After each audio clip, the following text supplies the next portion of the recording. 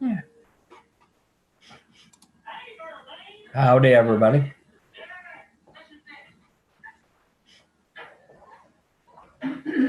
Where's the remote?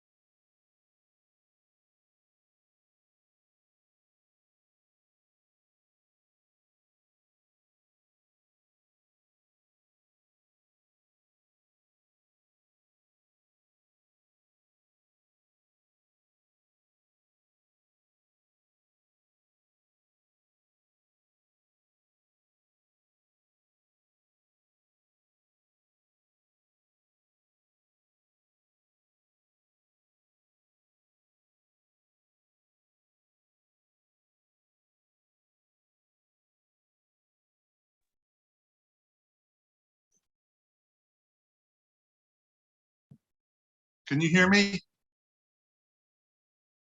I can hear you, Pete. Yep. We can hear you. All right, good. Thank you. I am technologically disadvantaged.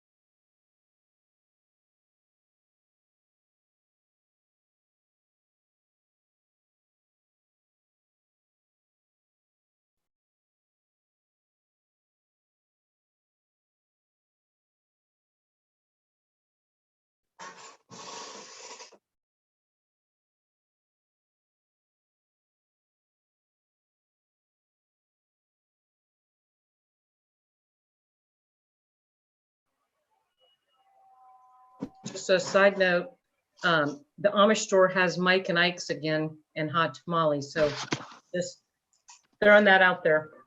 Yeah, I tried to go to the Amish store today and they're closed on Tuesdays now. Yeah. Yep.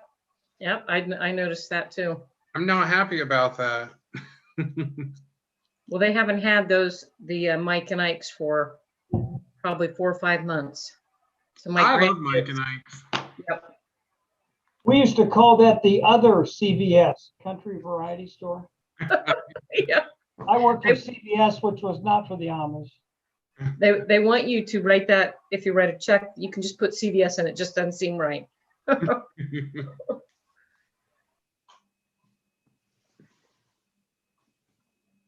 But your receipt's a lot shorter at the Amish CVS than it is at the regular CVS. Isn't that the truth?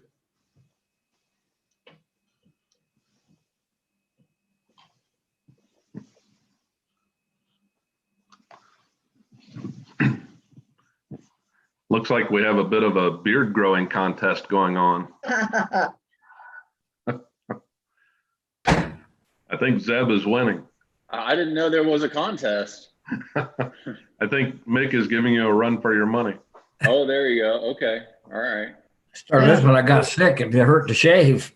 David bailed out, he shaved.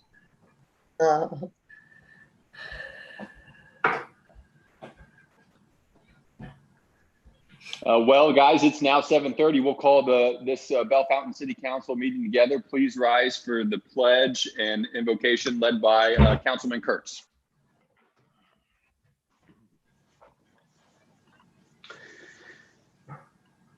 Dear Lord, we are grateful for the opportunity to serve the citizens of Bellefontaine. Guide us to make sound and fair decisions. Amen. I pledge allegiance to the flag of the United States of America and to the republic for which it stands, one nation, under God, indivisible, with liberty and justice for all. Thank you, Councilman Kurtz. Will the clerk please call the roll?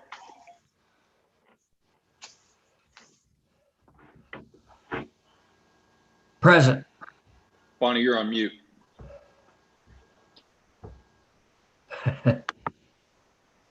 I don't know that can you hear me now? Yes. Okay. Mr. Lyle, Yes. Present. Mr. Reeser, Here. Mr. Springs, Here. Mrs. Baker, Mr. DeSoma, Here. Mrs. James, Here. Mr. Kurtz. Here. I'm here. I'll note for the record that Councilwoman Baker is here. I saw her. Thank you. May I have a motion to suspend the reading of the minutes? I'll make a motion to suspend the reading of the minutes. Seconded by Mr. Reeser. Mr. Lyle, Yes. Mr. Reeser, Yes. Mr. Springs, Yes. Mrs. Baker, Yes. Mr. DeSoma, Yes. Mrs. James, Yes. Mr. Kurtz. Yes. Are there any additions or corrections to the minutes? Seeing none, we'll move to administrative reports. Mayor's office, Mayor Stoller. Good evening. Thank you, Mr. President.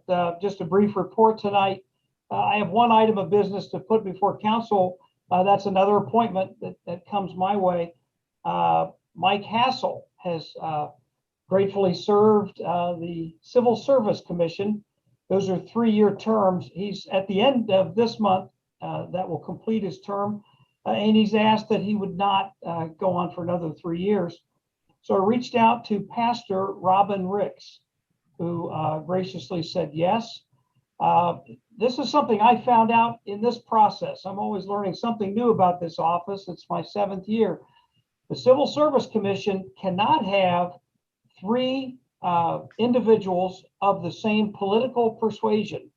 And so with Mike Hassel leaving, that left 2 Republicans. I needed to find someone who was either a Democrat or an independent. And Mr. Ricks is an independent voter, and I verified that with the Board of Elections. So if we could take a moment, I would ask that council would offer their blessing to my appointment of Robin Ricks for a 3-year term to the Civil Service Commission, please.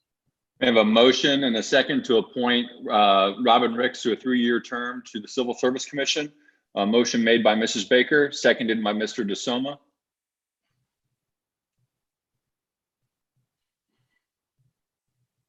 Mr. Lyle, Yes. Mr. Reeser, Yes. Mr. Springs, Yes. Mrs. Baker, Yes. Mr. DeSoma, Yes. Mrs. James, Yes. Mr. Kurtz. Yes. I've also see, thank you very much. You'll see my last item of business is that I've invited Mr. Vollrath to join us this evening. David and I were with the commissioners and Mr. Vollrath this afternoon, and he enlightened us in a number of areas. A lot of exciting things are going on in Logan County. And I asked Mr. Vollrath if I sent him the Zoom link, if he would come on board and bring City Council a brief report on some of the good news that's happening in the world of economic development. So with that, Ben, there's your introduction. Thanks for being with us. Thank you, Mayor Stoller. Good to see you this evening, Council, Administration. It's been too long, so good to see you here, at least via Zoom. As the Mayor shared, a lot of good things going on. And I know some of you were able to join the call this morning, our monthly legislative impact meeting, where we welcomed Kenny McDonald from our regional partner at One Columbus and Darnita Bradley from our state partner, Jobs Ohio. Just wanted to give you a couple of highlights from that, and would be happy to share out some of their or the presentation that they offered. So in case you did not receive that, I believe the mayor has a copy and he can forward that on to you if you're interested. But just some interesting notes, things going on in the Columbus region. Again, this is our 11 county territory that we're affiliated with. The good news is that even in the midst of the pandemic, the Columbus region has seen a lot of activity. Right now they have 114 active projects within our region. An active project means there's a business that is actively looking to expand and add headcount, normally 10 or more jobs, or there's a business that's considering the Columbus region to locate here. And these are a good mix. About 50% of them are currently in the manufacturing space. About 25 to 27% were office focused. And about 2/3 of them are international. So these are companies, or I apologize. The two-thirds of these are companies that would be new to our region or new to the state. So a lot of interest in the Columbus region as a whole. And Kenny did a great job sharing the kind of the amount of inventory that exists within the community, the 11 counties, and noting that it's fairly small. When we're talking inventory, that's both sites and actual buildings, and the competitiveness of site selection has gone from, hey, we've got a piece of land, and that was enough at one point, to, all right, we've got land and we've completed all the due diligence studies on it, so it's shovel ready. You know what's underneath there. You're not going to find arrowheads or historically significant things that are going to keep you from building. To now, the majority of site searches are actually building searches. That's where they're pivoting to, just as a speed to market kind of thing. And Jobs Ohio has recognized this and realized that the inventory within the state and also the region is fairly low. And so we have two spots within, actually both within Bellefontaine, that are pursuing a state grant for putting up a spec building. We have one that's pursuing a 50,000 square foot spec building, and another is pursuing an 80,000 square foot spec building. These properties are located within the city, our Peak Industrial Park over on the west side of town, and then the Link Industrial Park. Nothing for certain with any of these. It's a very competitive program. But again, we're excited the state's putting some dollars towards this, as their spec building isn't one of those things that most developers are just chomping at the bit to go do, because there's a lot more risk involved. When you're able to have some grant dollars at the table, we're hopeful that'll move the needle enough and that our projects will score well enough that we can have one or two of these happen within Logan County, and looks like potentially in Bellefontaine. So good things happening there. Other thing we talked about that was really interesting is, despite unemployment having fallen back down in that 4 to 5% range, some of you may have felt this within your employers or friends, family that you've talked to. It doesn't feel like there are enough workers to go around. And part of this is that the labor force participation has dropped down to about 2016 levels. And so Logan County was kind of a standout among the 11 counties in the Columbus region. that our labor force participation has dropped about 6.6%. So unemployment may be really, really low, but when you couple that with people have stepped out of the workforce, whether that was retirements or people saying, you know what, I'm just going to stay home and take care of my kids. They're doing virtual learning. I need to be there for them for this matter or something else. We've had a big drop in our workforce. So going back 5 years to the levels we were at that point, and you can start to see why our local and regional employers are struggling with finding people. And this isn't something that is new per se, this workforce issue, and it's something that we're actively and constantly working on through many channels, but our office is involved with an initiative that the city helped significantly fund. You may recall a CARES Act dollars that came through end of last year. About 15,000 of that was earmarked to come to the chamber for mylocalcareer.com. This is a hyper-local job platform that we've partnered with Union County on, and we're expecting to launch sometime late March or early April, which will allow all of our local businesses to create profiles and post their positions on this website. And then we're able to market that across Union and Logan County and have our job seekers find these local jobs. So they're no longer ships passing in the night. We've got a local job seeker and they have no idea about the job that's open for them right around the corner. Beyond that, we also hope to be able to take this out beyond Union and Logan County and market the site to maybe other counties that are having higher unemployment, or even places that are beyond our state that we think would be a good match for attracting people here. Again, there really aren't enough people right now to fill the jobs that exist. I'll give you one quick case in point on this. We hosted a virtual career fair.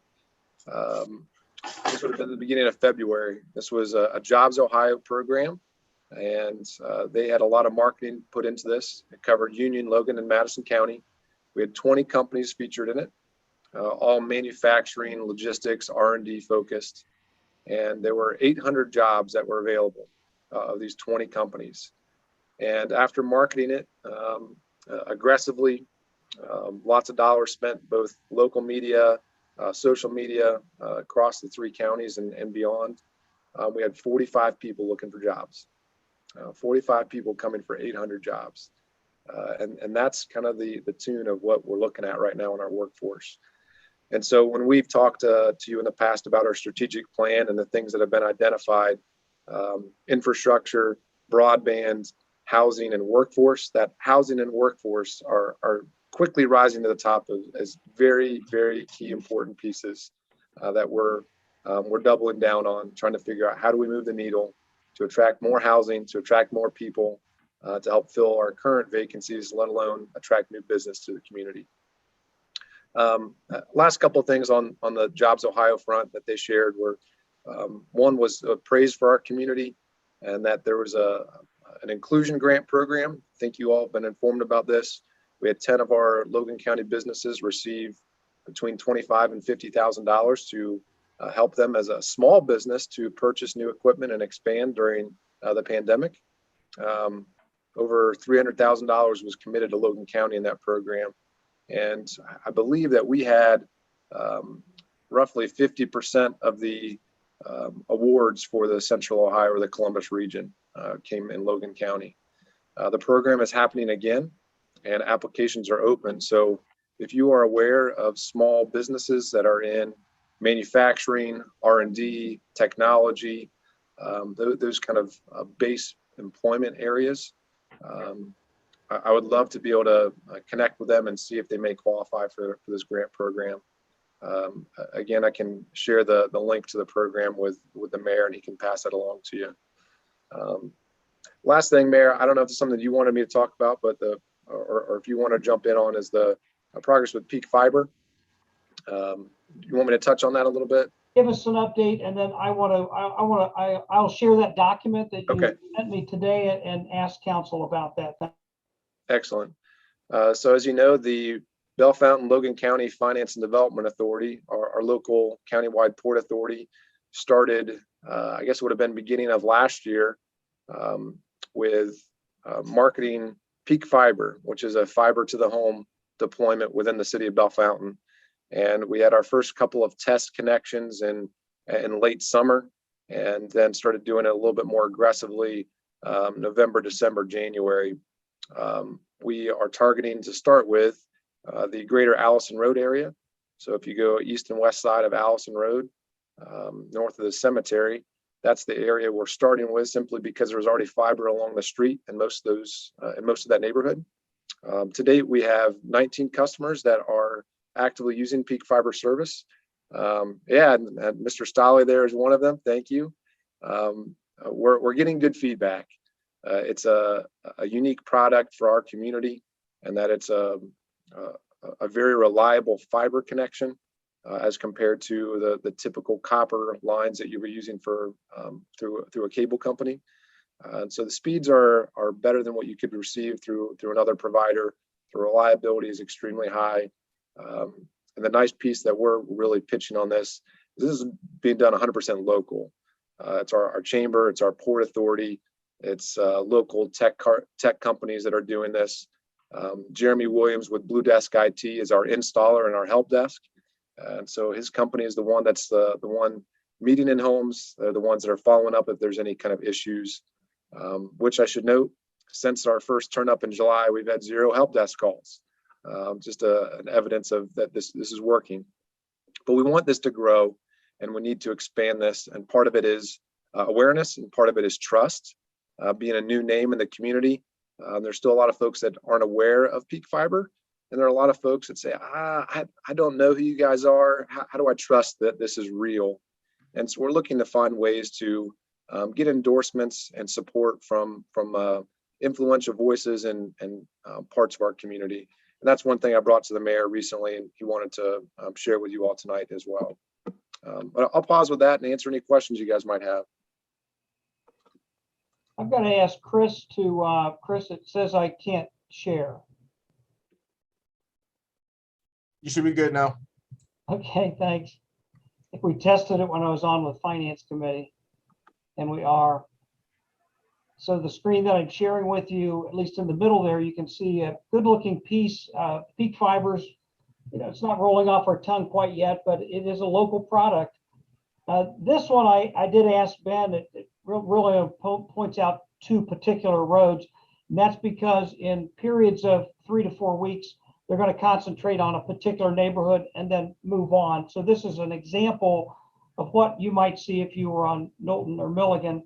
You'll see those, you'll see the speeds, the prices, how to sign up. You'll see some of the, some of the advantages with speed control, and then it's local. But what I want you to focus on was at the bottom, and Ben shared this with me because he was with the commissioners. He asked them about their endorsement. You'll notice the second piece says endorsed by the city of Bellefontaine.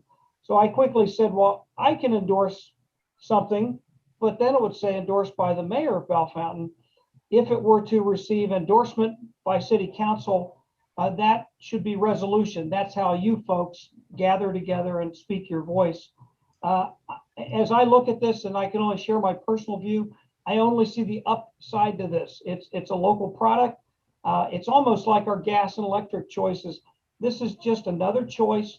It is fiber straight to the home, which is, those speeds are unique. The prices are very competitive, but the consumer ultimately has that choice. We've got Josh on the call. Josh is he's a pathfinder. He's out there trying this out. And I was really proud of the fact that while we only have about 20 users right now, they're still part of our early family.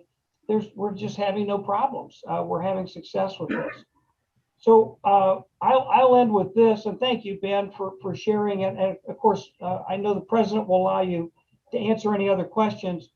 But before I mute myself, I would ask that president and council might put this into committee so that council could discuss this over the next 2 weeks. I think it would only take a resolution. Josh would have to weigh on that.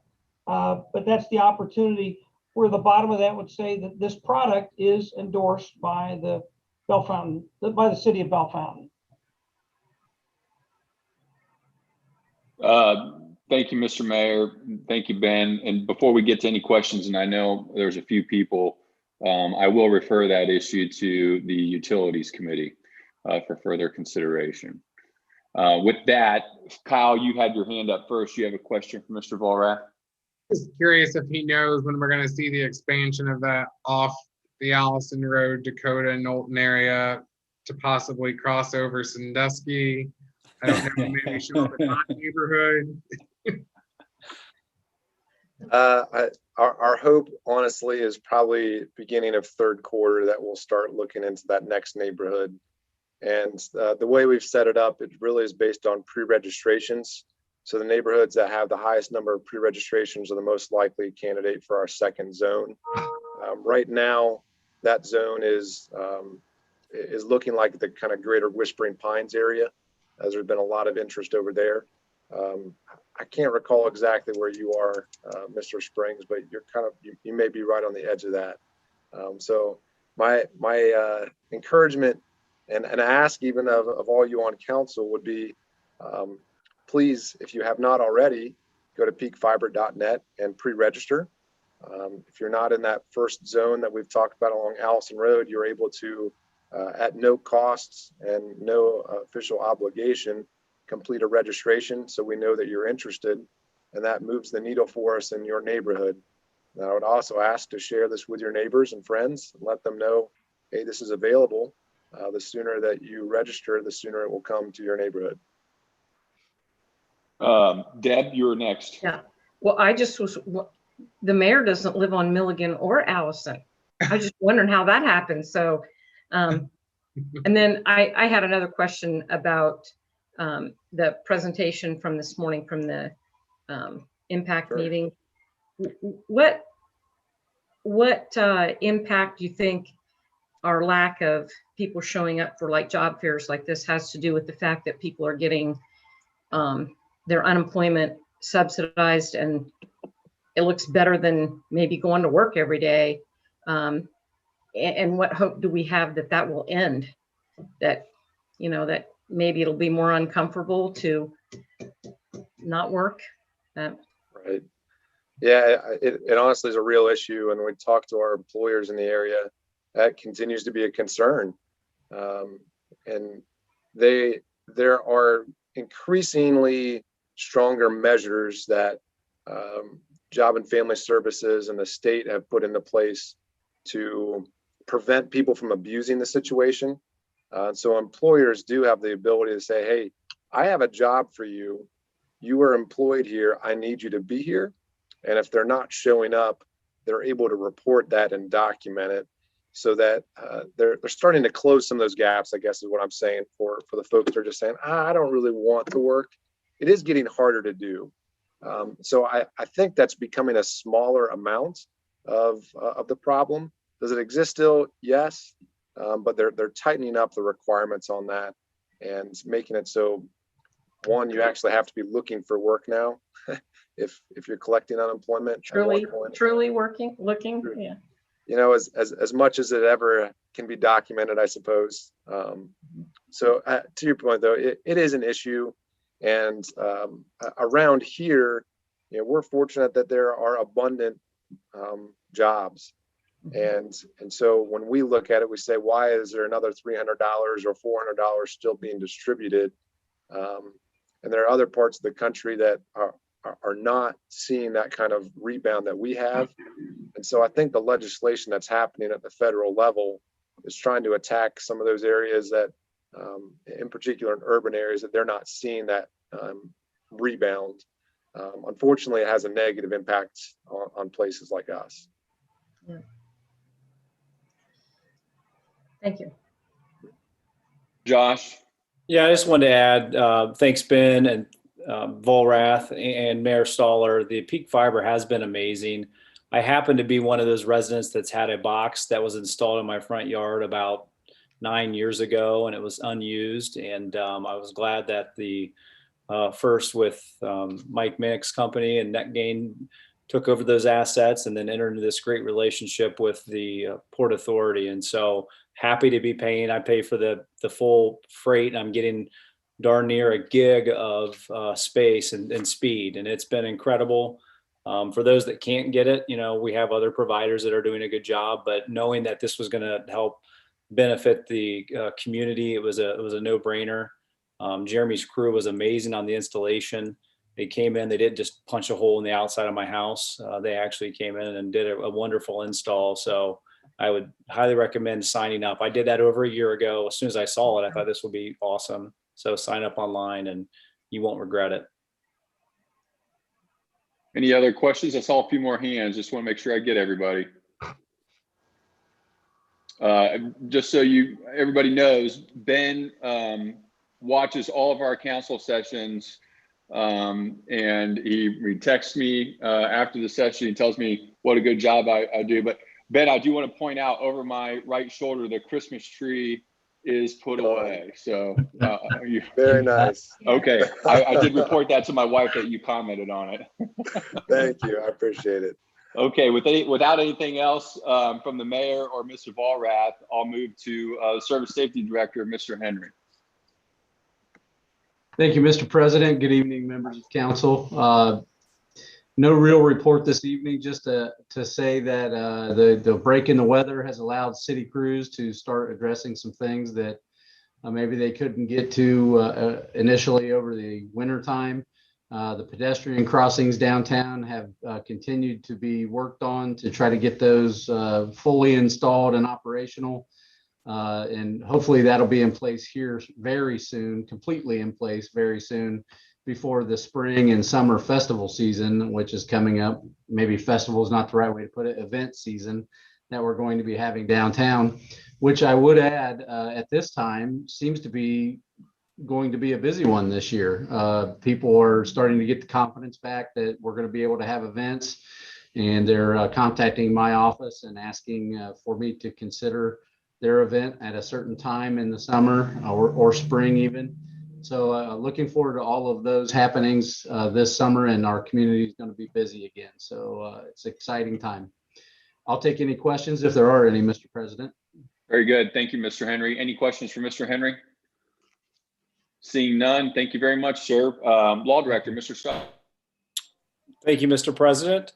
I did receive a request from Mr. Kurtz's Rules Committee to look at some legislation so we can address a residency requirement as it relates to the city council's clerk. And you'll see some legislation in the upcoming weeks for that at our next session. And I do want to say I'm not dressed professionally, but I am in the office. It is baseball season. So big thanks to Chris Myers and all the city crews that are going to be getting our ball fields prepped. That's not extra pressure, but I know they've been out there. He's probably got a good suntan today. So we've already started some practices, and we appreciate the schools as well for working with the parks and allowing us to use their facilities. So go Chiefs. That is my report. Thank you, Mr. Stolle. Any questions for Mr. Stolle? Seeing none, we'll move to Auditor's report, Mr. Brentlinger. Thank you, Mr. President. I have no report this evening. Thank you, Mr. Brentlinger. Chris, you're here. I'm going to throw it to you. Parks and Rec, anything from Parks and Rec? Well, it is definitely wonderful to have sun shining and 60 degrees. I can't remember the last time that we were able to work ball fields, every ball field in town in such an early period of time. So I'm really excited for getting an early start on those things and getting our summer staffs lined up and summer activities signed up and working on pool projects. So it's just really exciting to be looking at a hopefully a positive summer experience compared to what we dealt with for the last year. So just excited for where we're at, really happy with how our staff's coming together, and answer any questions if there are any. But other than that, get registered for baseball, softball, junior track, anything, sign up, bellefontainparks.com. Thanks, Chris. Any questions for Mr. Myers? Seeing none, that'll move our reports from administration. We'll now move to reports from Standing Committee. Finance Committee, Mrs. Baker. Thank you, Mr. President.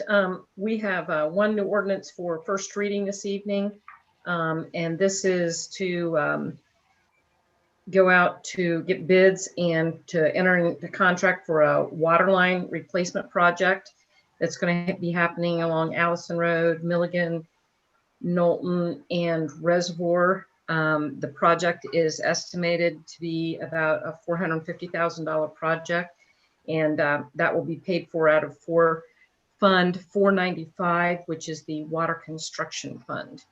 And then we have one ordinance for second reading this evening, and that is the permanent appropriations budget for fiscal year 2021. I'll just mention the total general fund is $10,111,250, and the total appropriations is $28,438,881. So that's slightly down from our 2020 budget. We'll be asking for second reading only on that one, and the first one is just first reading only. That ends my report, Mr. President. Thank you.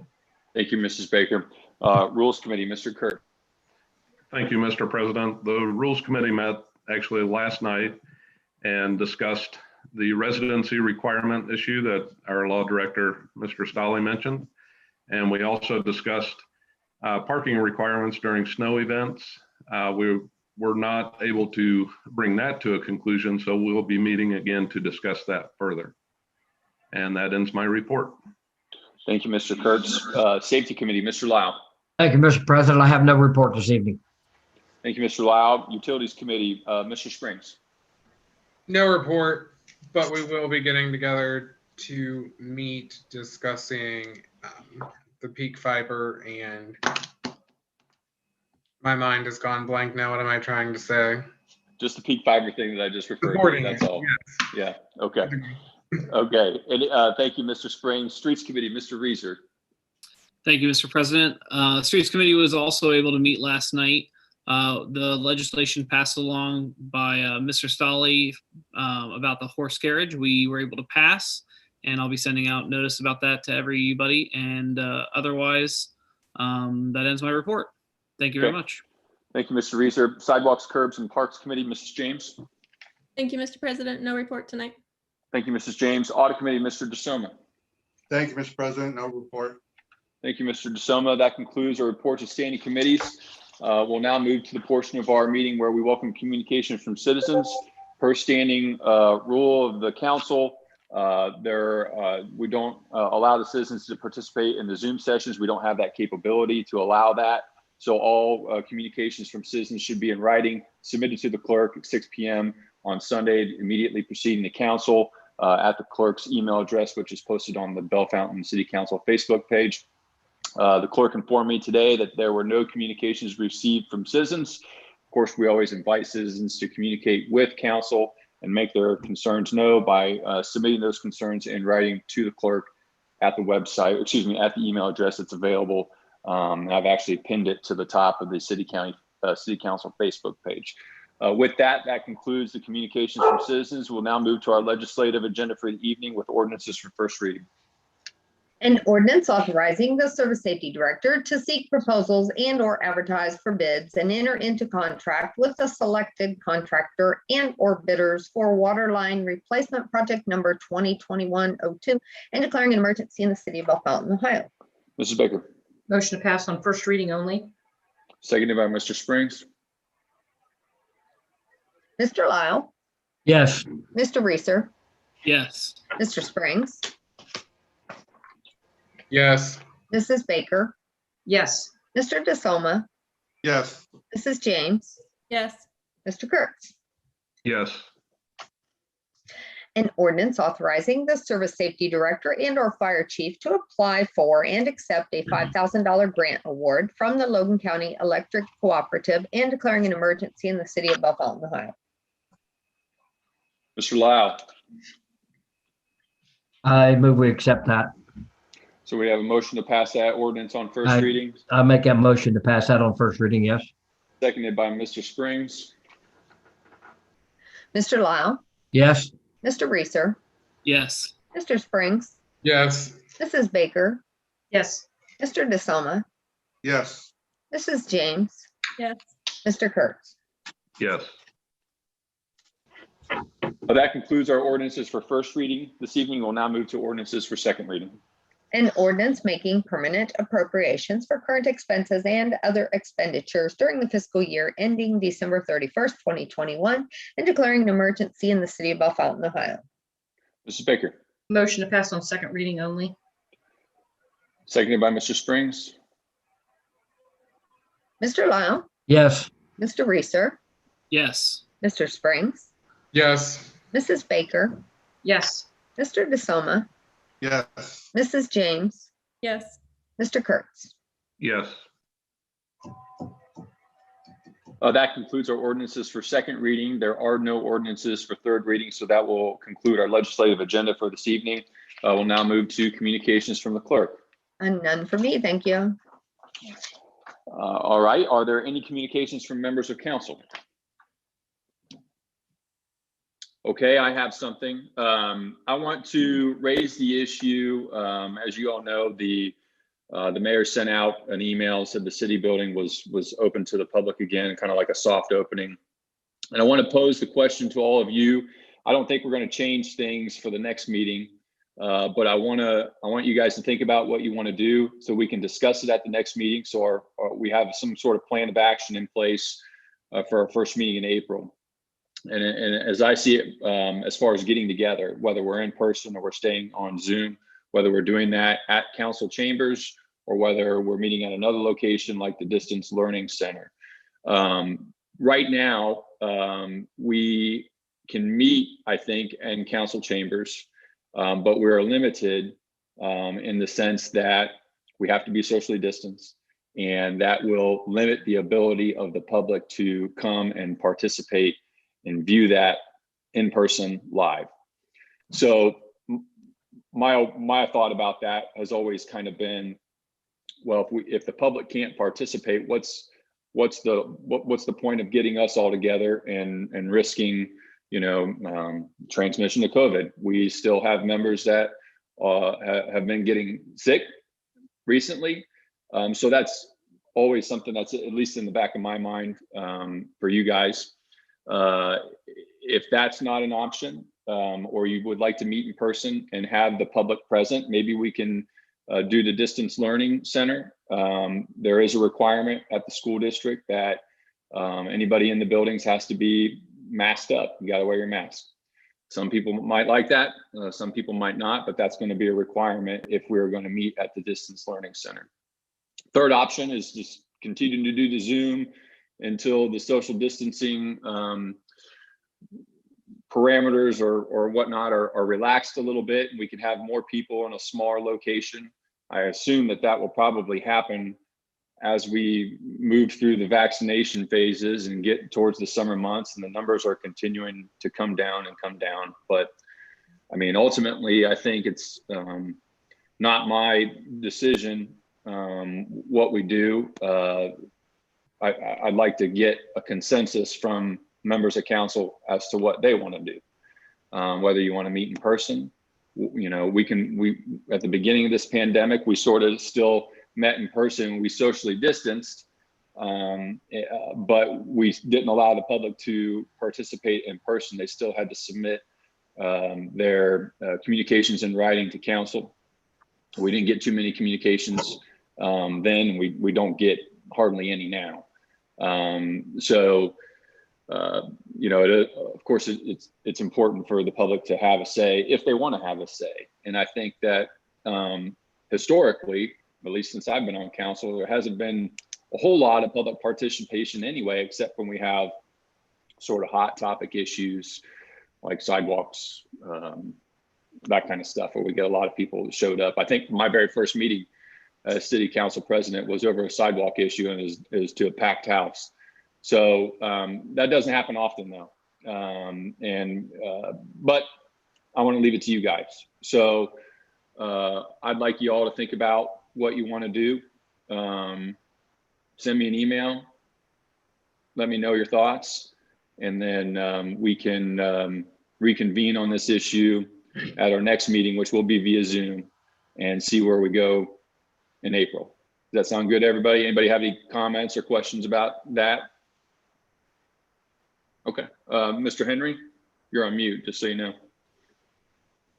Yes, thank you, Mr. President. I just want to clarify too, I believe masks would be required here in the city building if we were to gather in person as well. We require that of people that come in now, and also city employees that if they're not socially distanced or if they're at their workstation, they can sometimes remove their mask. But anytime they're moving around or in a gathering situation, masks are required.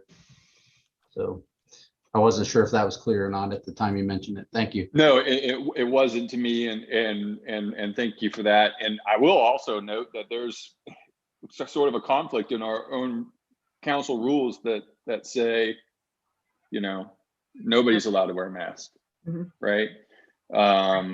So if we met, we might have to just vote to suspend that rule, or whatever you guys think. So just want to put that out there to you, so you can chew on it a little bit and shoot me some emails. Let me know your thoughts so I know where everybody is, kind of, and then we'll see what we can figure out at the next meeting. Okay. All right. With that, I'll entertain a motion to adjourn in a second. I move we adjourn. Seconded by Mrs. James, and we're